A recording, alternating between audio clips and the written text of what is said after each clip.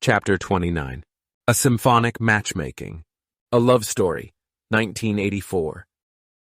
In the fall of 1984, our office relocated to a newly constructed business tower, sleek, modern, and contrasting sharply with the villa next door in Jinjiang. With the move came a growth in both personnel and objectives. The dynamics altered. There were new personnel additions, new tasks, and more rumors. On a bright afternoon, shortly after lunch, Mr. Xiao, seated directly across from me in this new office, gave me a sly glance and motioned towards the next room. I instantly realized he had something to tell me. Mr. Xiao was a new member of my office. He was 10 years my senior. He was always seen with a cigarette in hand. His brash generosity and street-smart charm captivated those around him. We quickly formed a brotherly bond, filled with teasing and the occasional late-night conversations that went deeper. Interestingly, he was the son of a former municipal secretary general, which added an intriguing element to his whispered office secrets. Once inside the side room, Mr. Xiao relaxed, lit a cigarette with a flourish, and gave me a smirk that unmistakably indicated a plot. "Little Yang," he said, adopting a facetious seriousness. "Today I want the truth. No dodging, no nonsense. Do you have a girlfriend?" Oh no, not this again. I internally rolled my eyes. My colleagues had made this their office pastime. Whenever a young woman entered our building, she became part of the larger mystery surrounding. Who is Little Yang dating? Some even playfully suggested I had several girlfriends, as if I was orchestrating a hidden romantic empire. I found it perplexing, whether their fixation was more confusing or their refusal to accept my simple answer. No, I chuckled. If I say I do, will you treat me to a nice meal? "Don't play games. Just answer me straight." Oh, since when did you get so serious, Mr. Xiao? He took a drag, squinting through the smoke. "Because if you don't have a girlfriend, I want to introduce you to someone." That caught me off guard. Introduce me? I echoed. "You know her," he said with a grin. "from the nuclear power office. Mr. Sun, and I think you two would be perfect together. She's a great girl, seriously." My stomach sank. Little Gong? I sensed I was stepping into risky territory. I was responsible for domestic guest reception and managing accommodations for visiting high-ranking officials. The Nuclear Power Development Office was just one of the many departments communicating with me. Whenever ministry-level officials from Beijing visited Shanghai on their way to inspect the Qinshan nuclear power plant in nearby Zhejiang province, Ms. Gong would be the one to call. To me, she was unequivocally a client. I had vowed to keep my business and personal relationships separate. This wasn't because I believed that love was unattainable. In this world, power serves as currency, and relationships intertwined with power often turn toxic. I witnessed how quickly whispers can escalate into scandals and how minor favors can transform into major liabilities. Dating someone who depended on my help for hotel bookings? That was my limit. Yet here comes Mr. Xiao, bless his heart, crossing that line with good intentions. I found myself hesitating. My silence only fueled Mr. Xiao's suspicion. "Come on," he laughed. "She's just your type, right?" I think. I paused, searching for an out. She probably has a boyfriend already. Mr. Xiao squinted at me. "How do you know?" It's just a feeling. I tried to sound convincing, picturing her calm, composed manner, so self-assured that it almost certainly meant she wasn't waiting for a stranger to ask her out. Of course I was bluffing. Xiao exhaled, watching the smoke spiral toward the ceiling. "You're just making excuses." I'm not. "You are. Listen, girls like her don't come around often. Miss this and you'll regret it. I know these things." I stayed quiet. He grinned. "Fine. I'll go find out for sure. If she's single." He tapped his cigarette against the ashtray. "You, my friend, have no way out." The following weeks felt strangely suspenseful. like waiting for a final verdict to determine my future and dignity. It wasn't simply about whether or not Little Gong had a boyfriend. I already knew that whatever the answer was, I'd lose something. For me, having a girlfriend was not just a fleeting romance. It signified commitment, loyalty, and the promise of a new chapter. However, if love became intertwined with my professional life, woven with friendships, ambitions, and boundaries, then a single mistake could jeopardize everything. One wrong decision could have serious consequences in a realm ruled by unseen hierarchies and implicit norms. From that moment, the thought of having a girlfriend started to echo more often in my mind. 6 months prior, during the transition from spring to summer, Director Chien from the Nuclear Power Development Office came to my office. Unlike many department leaders, he was quiet and humble, treating us with genuine warmth instead of the usual business approach. That day, he introduced me to a new colleague, Little Gong. He introduced her casually, asking me to look after her, much like one would a younger cousin visiting the city for the first time. I vividly recall reaching my hand and finding her deep, bright eyes. A vibrant spark was within them, a blend of openness and groundedness. Her smile radiated warmth and sincerity, carrying a subtle energy that lingered well beyond her departure. She was remarkable. Perhaps that was the moment my internal struggle began. Part of me secretly wished she wasn't already in a relationship. Another part, more prudent and cautious, hoped she was to shield me from the risk of falling into something perilous. If she were taken, I could retreat into my solitude without guilt. However, I also knew that envisioning the possibilities would be hard to resist if she were single. I wasn't the only one enchanted. Soon, the entire office joined the game. Mr. Sun and Ms. Zhang, who handled foreign delegations, suddenly championed my romantic future. Even Director Bai, whose legendary youth included nightly dances with the chairman and whispers of Russian ancestry, began to tease. "If someone from the Nuclear Power Office comes," she said in her sharp northern accent, "Little Yang must personally receive them. No one else allowed." Mr. Sun played along. "No problem, Director Bai. I'll clear out the foreigners if I have to. Little Gong and Little Yang get first-class treatment." Deputy Director Shen, the tyrant of Shanghai's train and plane tickets, added with theatrical flair, "I'll handle their travel. Consider it done." Even our department head couldn't resist. Little Gong, eh? Mr. Hu chuckled. She'd make a fine daughter-in-law for our reception office. But the excitement didn't last long. Mr. Xiao had already dispatched his trusted intel officer, Mr. Sun, to investigate discreetly. A week later, the report came in. She said she can't date right now, probably has a boyfriend or something like that. The news hit the office like a deflated balloon. From Mr. Xiao to Director Bai, from Ms. Zhang to Deputy Director Shen, everyone slumped with visible disappointment, as if their favorite soap opera had been cancelled mid-season. Director Hu shook his head. What's going on here? Our office is only eligible bachelor, and we still can't get him married off?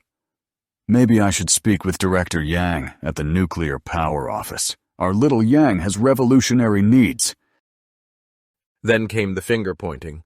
It was your hunch, wasn't it? You jinxed the whole thing.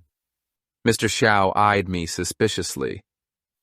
How did you know she had a boyfriend? Suddenly, I became the one who ruined everything. Little Xiao, especially, was inconsolable. He would glance at me with soulful eyes, shake his head slowly, and sigh. His masterpiece, his carefully crafted lifetime project, had been dismantled by the very man it was meant to serve. And yet, deep down, I felt strangely justified. "See?" I wanted to say, "and I told you there was no need for all this. If someone is meant for you, they'll come into your life naturally. If not, no amount of scheming can force it." But even as I clung to that logic, something tender stirred in me, a tinge of disappointment, a faint ache of missed possibility, a quiet, almost imperceptible sense of loss. A month later, as 1984 neared its end, I was assigned to the West Suburban Guest House to oversee the logistics for a national conference hosted in Shanghai. It was a high-stakes event. Several central leaders from Beijing were expected to attend and stay at the guest house, so my presence was required on-site for an entire week. By the second day, I had adapted to the routine of long hours, strict protocols, and ongoing checklists. The guest house served as a peaceful sanctuary away from the city, and for a change I had a room of my own, along with some time and space to reflect. That afternoon the phone rang out of the blue. It was Mr. Sun.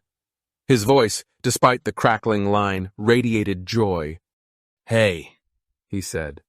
"Little Gong says she's ready to talk to you now. You should call her right away. Here's the number for the nuclear power office. Don't keep her waiting."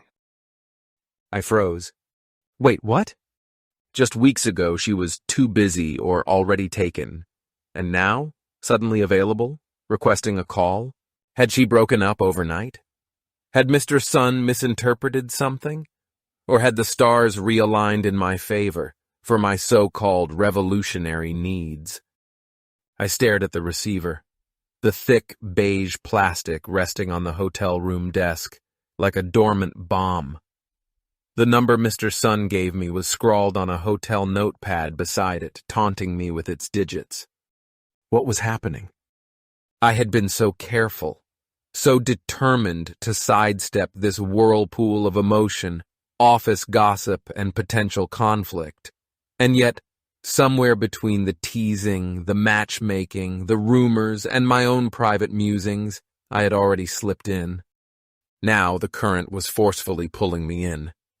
I sat alone in that high-ceilinged guest house room, staring at the phone. The silence buzzed with static. Outside, the early winter wind stirred the trees. Somewhere, a conference delegate barked orders down the hallway, but in my mind, everything was still. Should I call? If I did, how would I begin? Would it be formal, polite, and impersonal? Or would I dive straight into the undercurrent we both knew was there? And what if she hadn't asked for this? What if it was all a misunderstanding, a prank carried too far? My thoughts spiraled, looping back on themselves in quiet chaos. The receiver remained untouched. The digits waited patiently. And I sat there, not moving, caught between the door of a possibility and the safety of silence. It was like watching a white cloud drift gently into an otherwise clear blue sky, or glimpsing a quiet lotus standing tall at the pond's edge.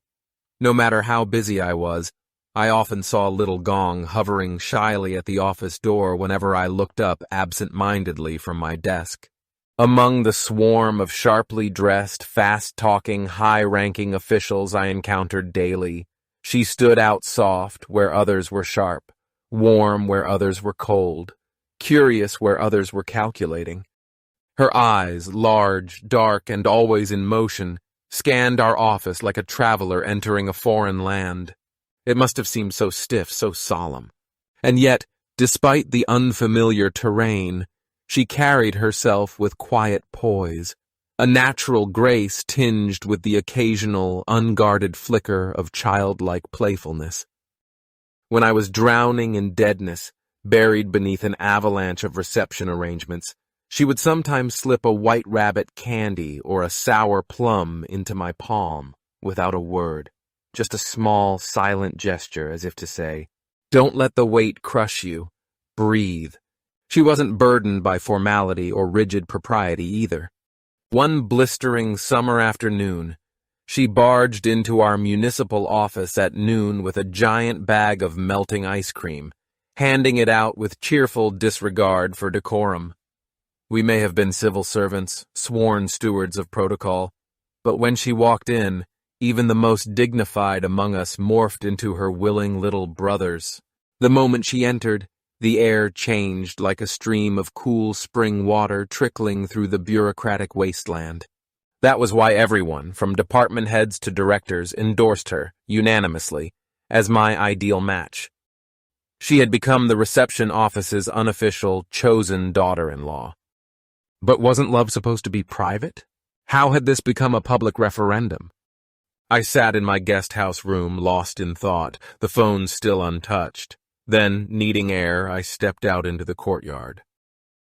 Tall trees reached skyward around an ocean of emerald grass. The winter breeze danced softly across the open space. A fresh, quiet beauty. I inhaled deeply. Why was I complicating this? Hadn't I already thrown this ball away, only to find it rolling back to me with unexpected persistence? The truth was, my colleagues had outdone themselves. Somehow they'd managed to orchestrate a breakup without even telling me. Had they convinced her? Nudged fate? Pushed buttons behind the scenes? Here I was, stuck atop a tiger I could not dismount. If I said no now, I would risk offending Little Gong and 2 government offices filled with eager matchmakers. This situation had transcended romance. It was about diplomacy. Yet I couldn't help but feel touched by their efforts. These weren't naive romantics, but strategists with sharp instincts, high expectations, and finely tuned social awareness. They had all given their stamps of approval to her. She possessed something rare and allure that softened even the sternest expressions. However, I recalled that she had decisively rejected this matchmaking initiative just weeks prior, stating, already in a relationship. Now, she seemed to be setting aside her pride. Was she pursuing me, boldly crossing the unspoken boundaries of office gossip? I chuckled to myself. There was something intriguingly admirable about that kind of fearless innocence. Then an idea came to me. Why not turn this odd moment to my advantage? I was confined at the West Suburban Guest House for a week, overwhelmed with official responsibilities. What if I invited her here under the pretense of a formal meeting? A clever mix of revolution and romance, duty and love. It would be a prominent location, yet private enough. If it didn't go well, I could exit with grace. If it did, I'd already shown her the respect she deserved. But beneath the surface, another motive quietly stirred. I wanted to see her here. Not just meet her, but truly observe her. West Suburban Guest House wasn't just a hotel, but a symbol of access, privilege, and quiet, coded power. For most people, just setting foot inside such a place was intoxicating. That was the question on my mind. Would she be captivated, amazed, enticed? Or would she wander its hallways with that familiar, playful spirit, the same affection and sparkle in her eyes? In places like this, where prestige lingered in the fabric and secrets reverberated off the marble, individuals often unveiled their most authentic selves. I picked up the phone. When Ms. Gong answered, her excitement flowed through the line. Although we frequently saw each other in the office, this was our first conversation over the phone, an oddly personal threshold we had not yet crossed. She said she was coming. Reaching the West Suburban Guest House required a car, which was not a problem. Her cousin, an experienced driver at the nuclear power office, eagerly accepted the opportunity. Having navigated high-profile environments, he quickly understood the importance of visiting such a prestigious location. He set aside everything and insisted on driving her himself. In the 1980s, few knew of the West Suburban Guest House in Shanghai. Hidden on Hongqiao Road near the entrance to West Suburban Park Shanghai Zoo, it was nearly unnoticed by the public. This guest house was Shanghai's exclusive escape, constructed as a royal residence for Chairman Mao during the time of the Great Leap and the Great Famine in the late 1950s and early 1960s. In the center stood Building Number 1, the Chairman's Building, an austere, sparsely styled, 2-story empty hall. Mao would stay here when visiting Shanghai. Subsequently, the guest house was converted into a private retreat for Deng Xiaoping and other high-ranking officials from Beijing. Armed PLA guards secured the gates, permitting entry only for those with special clearance. After Mao's death, the compound also served as a state guest house for visiting foreign dignitaries, making it Shanghai's closest approximation to a palace.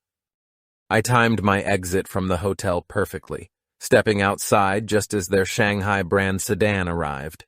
With a nonchalant gesture, I presented my special pass to the guards. They saluted promptly, and the gates opened soundlessly. The car smoothly navigated the winding driveways, twisting like veins through lush greenery. After turning several corners, we finally emerged onto a vast, open lawn that glowed warmly in the afternoon light. The sedan stopped, and we stepped onto the well-maintained grass. I turned to her. "How are you?" I'm great. She beamed, eyes shining. How about you? We walked side by side, pacing ourselves with quiet intent. But her dutiful, vigilant cousin trailed close behind, glued to her like a bodyguard on a state visit. To contemporary observers, the West Suburban Guest House may appear as a subtle five-star luxury getaway set within a golf course. However, in its time, it possessed a near-mythical quality.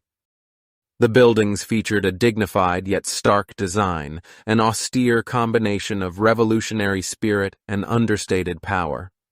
Inside Chairman Mao's old quarters was an expansive bed capable of accommodating 5, accompanied by a simple wooden desk and a solitary reclining chair.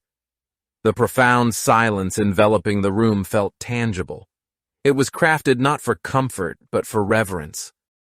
Outside, expansive lawns extended infinitely in all directions, an ocean of vibrant, meticulously maintained green. I had never encountered anything quite like it.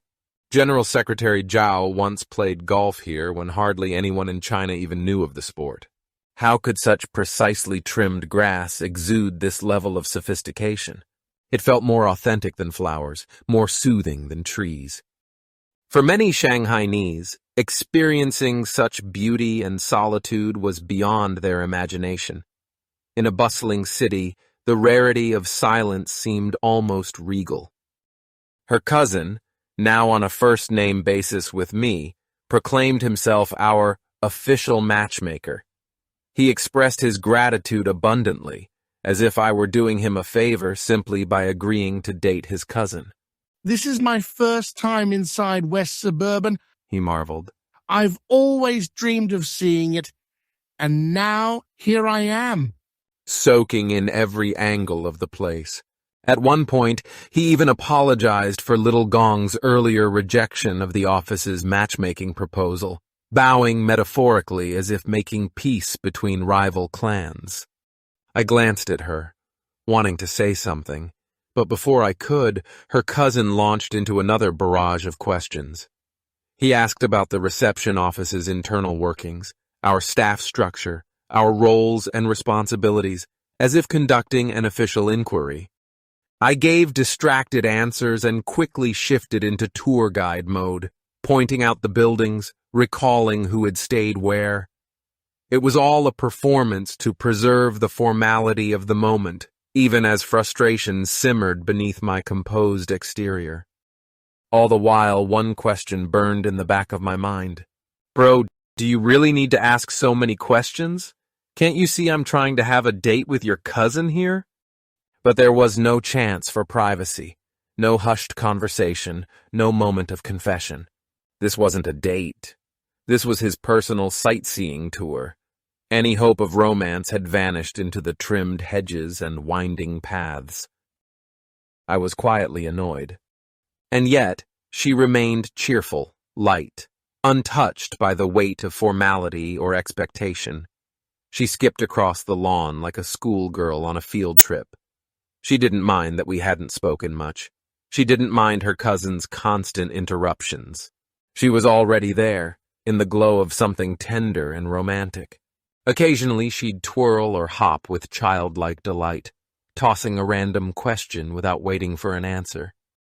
She smiled, floating through the greenery like a deer in spring or a sparrow breaking free from its branch. I watched her mesmerized. The stiffness in my chest loosened. A warm breeze seemed to pass through me, and with it, a wave of something pure. It felt like sunlight had spilled over my heart. Not the golden, dramatic rays of a romantic climax, but a quiet, gentle stream of light that made the world momentarily softer. Was this really my girlfriend? I didn't know, but I knew one thing for certain. She had already begun to change something inside me.